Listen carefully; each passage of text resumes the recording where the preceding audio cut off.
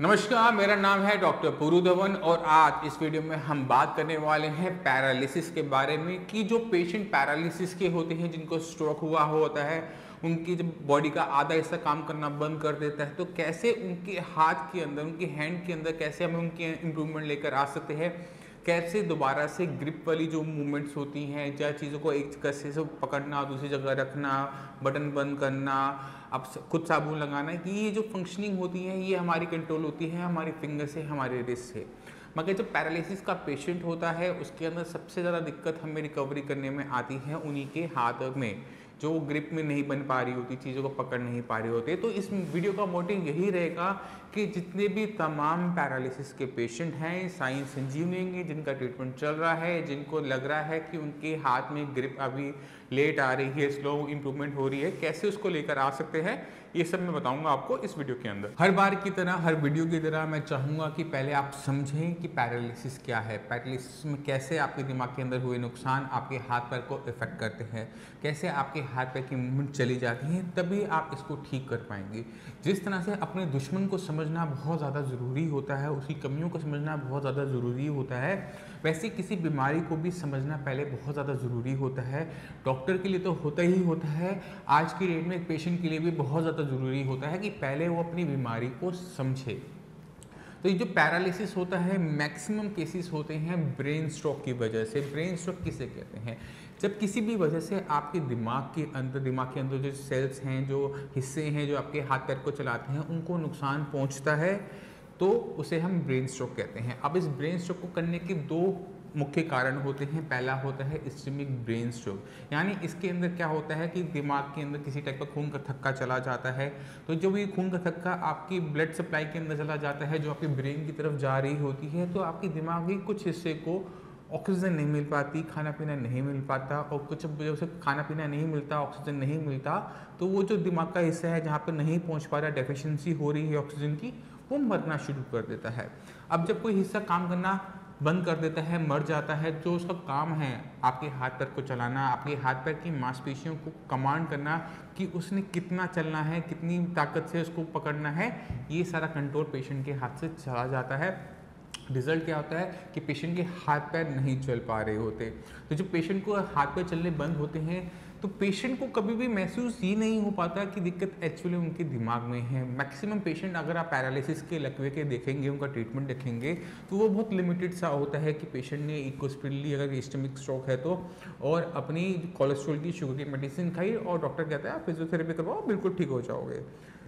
मगर ऐसा होता नहीं है। कई कई साल निकल जाते हैं, पेशेंट में अंदर रिकवरी नहीं होती। पेशेंट को जब भी कभी पैरालिसिस का स्ट्रोक पड़ता है, पहले 6 महीने के अंदर पेशेंट के अंदर बहुत अच्छी रिकवरी देखने को मिल रही होती है कि जो पेशेंट पहले बिल्कुल बेड पे था, धीरे धीरे चलने लगा, धीरे धीरे वॉकर से चलने लगा। मगर 6 महीने के बाद जो उनकी दिमाग के अंदर जो रिकवरी चल रही होती है वो बंद हो जाती है। उसका रिजल्ट क्या होता है कि पेशेंट की जो कंडीशन थी अब वो और इम्प्रूव नहीं हो पाती। पेशेंट अगर ढंग से पूरा प्रॉपर नहीं चल पा रहा, तो वो वैसी की वैसी कंडीशन बनी रहती है।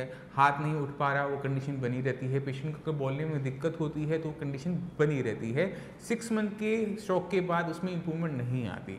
यहीं पर जो रोल होता है साई संजीवनी का बहुत ज़्यादा बढ़ जाता है, क्योंकि साई संजीवनी इसी रुकी हुई इम्प्रूवमेंट को स्टार्ट करता है। कैसे स्टार्ट करता है, ये बहुत इंपॉर्टेंट हो जाता है।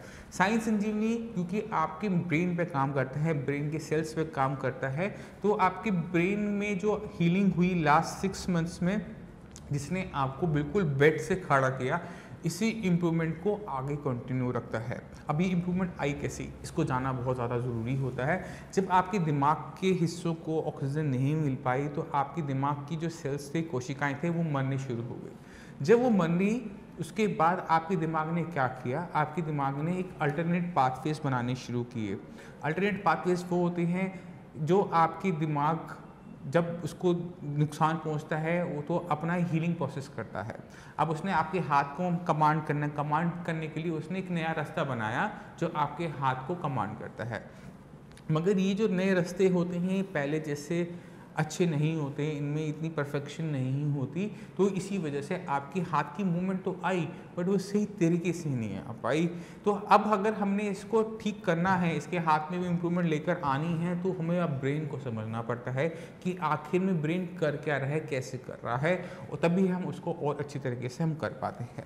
साइंस इंजीनियरिंग की मेडिसिन आपके दिमाग के अंदर जो हीलिंग प्रोसेस है वो स्टार्ट तो कर देती है, मगर आपके दिमाग को हमें एक रिक्वायरमेंट देनी पड़ती है, एक प्रोग्रामिंग करनी पड़ती है, जिससे वो एक एक मसल्स को मूव करने के लिए जो उसको इन्फॉर्मेशन चाहिए वो गेन करना शुरू करे। क्योंकि हाथ उठाना अलग चीज़ होती है, हाथ से कुछ पर्टिकुलर काम करना बिल्कुल अलग चीज़ होती है, क्योंकि इसके अंदर आपकी हर एक छोटी बड़ी मसल्स को अलग अलग तरीके से कमांड करना पड़ता है, इसलिए आपके ब्रेन को भी अलग तरीके से प्रोग्राम करना पड़ता है। ये प्रोग्रामिंग हमारे अंदर बचपन में हो जाती है, मगर पैरालिसिस स्ट्रोक के पेशेंट के अंदर ये प्रोग्रामिंग हमें दोबारा से करनी पड़ती है। इस प्रोग्रामिंग को समझने के लिए, इसको करवाने के लिए मैं आज आपको कुछ टॉयज दिखाने वाला हूँ, जो एक पैरालिसिस के पेशेंट, जैसे ग्रिप के अंदर दिक्कत हो रही हो, फिंगर में दिक्कत आती हो, चीज़ों को पकड़ने में दिक्कत आती हो, अपनी शर्ट के बटन बंद करने में दिक्कत आती हो, कंघी करने में दिक्कत आती हो, वो कैसे अपने हाथ के अंदर वो मूवमेंट लेकर आ सकते हैं जिससे वो अपने छोटे बड़े सारे काम करने लायक बन जाए। तो शुरुआत करते हैं हम। ये आप देख सकते हैं, ये एक बहुत कॉमन टॉय है, आपने कई बार देखा होगा, अपने बच्चों को भी खिलाया होगा। ये एक पैरालिसिस पेशेंट के अंदर बहुत अच्छी हेल्प कर सकता है।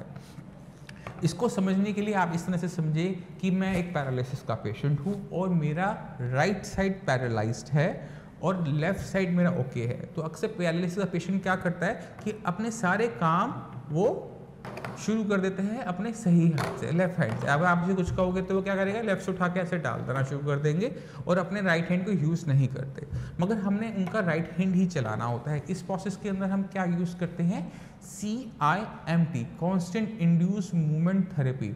इस मूवमेंट थेरेपी का जो मेन मकसद क्या होता है कि आपके दिमाग के अंदर ऐसी रिक्वायरमेंट तैयार करना जहाँ पर आपके दिमाग के पास सिर्फ एक ही ऑप्शन हो, और वो होता है आपके पैरालिसिस हैंड को एक्टिवेट करने का। वहाँ पर जो पाथवेज हैं वो और तेज़ी से बनने शुरू हो जाए, और जो पाथवेज हैं वो आपकी जो मूवमेंट्स हैं उनको और बेटर तरीके से कंट्रोल करे। तो ये प्रोग्रामिंग होती है आपकी पैरालिसिस हैंड की। इसको आप समझिए कि हमने आपके दिमाग को टॉर्चर किया, इस तरह मजबूर किया कि उसने आपके हाथ में जो डेफिशिएंसी थी, जो कमियां थी, उसको पूरा करना शुरू किया। इसके लिए हमें एक बहुत चीज़ इंपॉर्टेंट करनी पड़ती है, वो होती है कि आपका जो सही हाथ होता है, जिसमें फंक्शनिंग बिल्कुल ओके होती है, उसे बंद करना पड़ता है, क्योंकि वो कभी भी आपके दूसरे हाथ को ठीक नहीं होने देता, कमज़ोर हाथ को दोबारा से ताकतवर नहीं होने देता। तो हमने क्या करना है कि अपने सही हाथ को आपने टाई कर देना है, स्लिंग से बांध देना है, और इससे कोई काम नहीं करना। और पेशेंट को बोलना है कि अपने जितने भी काम हैं, सुबह से लेकर शाम तक जितने भी काम है, सुबह उठना, ब्रश करना, कंघी करना, साबुन लगाना, नहाना धोना, सारे अपने पैरालिसिस वाले हाथ से करने की कोशिश करें। पेशेंट को बहुत दिक्कत होने वाली है और पेशेंट इससे बहुत परेशान होने वाला है, मगर ये पेशेंट अगर कर लेता है, हमारी बात को मान लेता है, तो उसके चेंजेस बहुत अच्छे देखने को मिलते हैं। मगर यहाँ तक लाने के लिए पेशेंट को कभी कभार हमें बहुत ज़्यादा अच्छी एक्सरसाइज करवानी पड़ती है। ये एक्सरसाइज उनमें से एक है। तो मान लीजिए कि मेरा राइट हैंड में जो है पैरालिसिस है और लेफ्ट हैंड ओके है, मैंने अपना लेफ्ट हैंड को यहाँ पे स्लिंग से बांध लिया।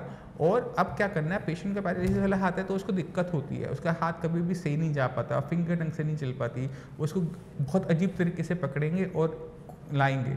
अब अगर आप यहाँ ध्यान से देखिए कि क्या कर रहा है पेशेंट जब अपने रिंग को उठाता है और इस रोड के अंदर लाने की कोशिश करता है, इस टॉवर के अंदर लाने की कोशिश करता है, तो उसके ब्रेन को हैंड और आई की कोऑर्डिनेशन सीखना शुरू कर देता है। उसको समझ में आता है कि वो हाथ कहाँ लेके जा रहा है, कितना उठा रहा है, कितने जोर से उठा रहा है, कैसे उसकी फिंगर्स मूव कर रही हैं, तो वो सब कुछ सीखना शुरू करता है। ये यहाँ पर शुरू करती है रिक्वायरमेंट। अब पेशेंट ने इसको टेढ़ा पकड़ा, उल्टा सीधा पकड़ा, तो ब्रेन इसे इवैल्यूएट कर लेता है और सबकॉन्शियसली उस पर वर्क करना शुरू कर देता है कि कैसे अगली बार जब मैं इसको उठाऊं तो कैसे मेरी जो पकड़ है वो पहले से बेटर हो। पहले हो सकता है वो अपने पाम और फिंगर्स के बीच में ऐसे पकड़े, फिर हो सकता है कि वो अपने थंब का यूज़ करना शुरू करे, क्योंकि ये जो पकड़ है वो पहले से बेटर होती है और वो धीरे धीरे इसमें इम्प्रूवमेंट आनी शुरू होती है। तो ये जो एक्सरसाइज है ये पेशेंट को आपको करवानी चाहिए, पेशेंट को बोलना चाहिए कि आप इसको दिन में कई बार करें, चीज़ों को पकड़ें और इसमें डालने की कोशिश करें। इससे आई एंड आपकी हैंड की जो कोऑर्डिनेशन है वो इम्प्रूव होती है, ब्रेन के अंदर जो पाथवेज हैं वो बेटर तरीके से बनने शुरू होते हैं, आपके दिमाग के अंदर जो रुकी हुई हीलिंग है उसकी प्रोग्रामिंग होनी शुरू हो जाती है और चेंजेस आपको नज़र आने शुरू हो जाते हैं। ये बहुत सिंपल सी एक्सरसाइज है, देखने में बहुत बचकाना लगता है कि आप छोटे बच्चों के खिलौनों से खेल रहे हैं, मगर अगर पेशेंट अगर पैरालिसिस का है और वो ठीक होना चाहता है तो वो ठीक होने के लिए कुछ भी करने को तैयार होता है, वो अपने अंदर चेंजेस लाने के लिए कुछ भी तैयार होता है। जब हम पेशेंट को ये बोलते हैं कि आप अपने सारे काम अपने हाथ से करने की कोशिश करो, कुछ करते हैं कुछ नहीं करते, जो नहीं करते उनके लिए ये सब कुछ है। आप इसको जैसे मर्जी समझिए, अगर आप इसको जितना आप इसको करेंगे उतना ही अच्छी आपकी इम्प्रूवमेंट होगी। इसके बाद कुछ और टूल्स होते हैं हमारे पास, उनमें से ये एक है। पेशेंट को आप स्टार्ट हमेशा ऐसी मोटी बड़ी चीज़ों से करवाएं जिनको होल्ड करना आसान होता है। इसके बाद जब जैसे जैसे पेशेंट के अंदर इम्प्रूवमेंट आती है तो पेशेंट को छोटे सामान पकड़ने के लिए भी हमें थोड़ा सा पुश करना पड़ता है, क्योंकि इसको पकड़ना आसान है मगर इस चीज़ को उठाना उतना ही मुश्किल है, क्योंकि ये छोटा है साइज़ में। यहाँ पर आपकी जो काबिलियत है उसको और बढ़ाया जा सकता है। तो पेशेंट जब इसे पकड़ने की कोशिश करेगा तो उसकी फिंगर्स उसमें ज़्यादा लगती हैं, क्योंकि छोटा होने की वजह से। जब पेशेंट ने इसको पिक कर लिया, उठा लिया, उसके बाद अगर आप इसमें ध्यान से देखें तो इसके अंदर बहुत सारे मोल्ड से बने होते हैं जिसके अंदर इन छोटे छोटे पीसीस को डालना होता है। इस तरह से अगर पेशेंट इसमें डालना चाहेगा तो नहीं डल पाएगा, इसमें डालना चाहेगा तो नहीं डल पाएगा, इस सर्कुलर में ही जाकर ही डल पाता है। तो पेशेंट को आपने बोलना है कि इसे पिक करे और इसके निर्धारित स्थान पर डालें।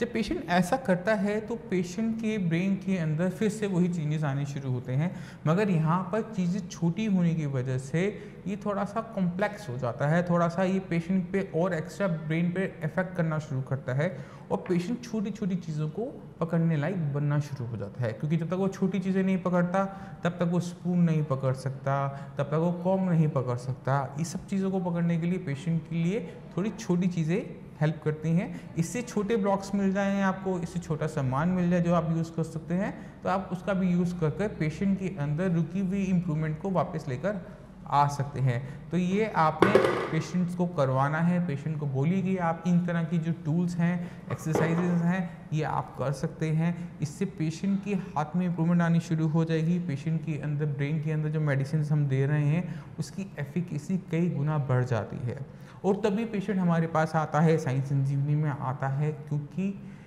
आपको सुधारने के लिए, आपके अंदर चेंजेस लाने के लिए आपको और हमको दोनों को चाहिए होता है कि हम बेटर से बेटर अपने अंदर इम्प्रूवमेंट लेकर आते रहे। हमें अपने ट्रीटमेंट में लेकर आना पड़ता है, आपको अपने एक्सरसाइजेस के अंदर लेकर आना पड़ता है, मेडिसिन के अंदर हम चेंजेस लेकर आते हैं, वो हम आपको देते हैं। तो वो जब हम सारे मिलकर एक साथ काम करते हैं तो वो जो चेंजेस होते हैं, जो पैरालिसिस के पेशेंट के अंदर रुके हुए होते हैं, वो स्टार्ट हो जाते हैं। जब कभी आप साइंस इंजीनियरिंग का ट्रीटमेंट स्टार्ट करते हैं तो फर्स्ट मंथ से ही आपको इम्प्रूवमेंट दिखनी शुरू हो जाती है, मगर इस ट्रीटमेंट के अंदर हमें कई कई टाइप की प्रॉब्लम्स भी फेस करने को मिलती है और ये उनमें से मोस्ट कॉमन और आपको ईजिली देखने को मिलती है। एज ए डॉक्टर मैं ऐसा देखता हूँ, डॉक्टर पेशेंट कंप्लेन करता है कि पैर तो सर डॉक्टर साहब ठीक हो गया, हाथ के अंदर इम्प्रूवमेंट नहीं आ रही, ग्रिप नहीं बन पा रही, सामान नहीं पकड़ पा रहा, अब हाथ तो मेरा उठने लग गया है मगर मैं से कुछ कर नहीं पाता। तो अगर आपका हाथ उठना शुरू हो जाए और सामान ना पकड़ पाए तो ऑब्वियस है कि जो ट्रीटमेंट था, जो हम इतना आगे लेकर आए, आखिर में जाकर वो थोड़ा सा जो रह जाता है वो पेशेंट को ज़्यादा परेशान कर रहा होता है कि इतनी इम्प्रूवमेंट कर ली, 90% कर ली, बस सामान ही नहीं पकड़ पा रहा ढंग से। तो ये वो लास्ट का 10% जो इम्प्रूवमेंट रह जाती है उसको पूरा करेगा। मैं उम्मीद करता हूँ इस वीडियो से आप सभी पैरालिसिस के पेशेंट, साइंस इंजीनियरिंग के पेशेंट समझ गए होंगे कि आखिर में पैरालिसिस, ब्रेन स्ट्रोक क्या होता है, कैसे हम ब्रेन को दोबारा से एक्टिवेट करते हैं मेडिसिन से, कैसे हम ये CIMT, constant induce movement therapy की हेल्प से अपनी ब्रेन के अंदर अल्टरनेट पाथवेज को क्रिएट कर सकते हैं, कैसे अपने अंदर रुकी हुई इम्प्रूवमेंट को हम लेकर आ सकते हैं। अगर फिर भी आपके माइंड में कोई भी डाउट रहता हो, कुछ भी पूछना चाहते हो, तो नीचे दिए हुए नंबर पर कॉल कर साई संजीवनी के डॉक्टर से आप फ्री ऑफ कॉस्ट कंसल्टेशन ले सकते हैं। उनसे पूछ सकते हैं कि कैसे हम पैरालिसिस को हम और अच्छा इम्प्रोवाइज कर सकते हैं। वो आपको वीडियोस भी शेयर करते हैं, आपके साथ आपकी रिपोर्ट्स भी मंगवाते हैं और आपका ट्रीटमेंट स्टार्ट करते हैं। फर्स्ट मंथ में ही चेंजेस आने शुरू होते हैं। जो पुराने साई संजीवनी के पेशेंट्स हैं, दे ऑल नोज साई संजीवनी कितनी अच्छी तरीके से काम करता है। जो नए पेशेंट्स हैं जो देख रहे हैं, आप बिल्कुल मत घबराइए, फर्स्ट मंथ में ही आपके अंदर चेंजेस आने शुरू हो जाते हैं। आप हमारी साइट saisanjeevani.com पर जाकर एक छोटा सा फॉर्म हमने बना रखा है, जहाँ पे आपने नाम, एज, जेंडर, कितने टाइम से दिक्कत है, किस साइड दिक्कत है, आपकी जो मेडिकल रिपोर्ट्स हो, आपका MRI हो, CT स्कैन हो, वो सारी इसमें अटैच कर हमारे डॉक्टर्स को सेंड कर देते हैं। डॉक्टर्स को एक बार देख लेता है, समझ लेता है कि एक्चुअल में आपको जो ब्रेन स्ट्रोक हुआ, दिमाग के अंदर जो नुकसान हुआ, वो किस वजह से हुआ। एक बार उसे अंडरस्टैंड करने के बाद आपका सही तरीके से ट्रीटमेंट चलता है और उसका रिजल्ट क्या होता है कि आपके अंदर जो चेंजेस हैं वो ड्रास्टिक तरीके से आने शुरू करते हैं। आपकी कंडीशन मच बेटर होनी शुरू हो जाती है और आपका paralysis with in few months गायब, आप बिल्कुल फिट एंड फाइन ओके हो जाते हैं। तो इसी के साथ मैं आप चाहूँगा कि आप मुझे चलने की आज्ञा दीजिए।